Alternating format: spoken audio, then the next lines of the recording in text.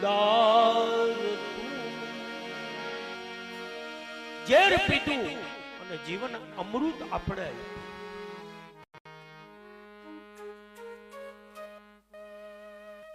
આ શિવનો મહિમા છે, મહાદેવનો મહિમા છે.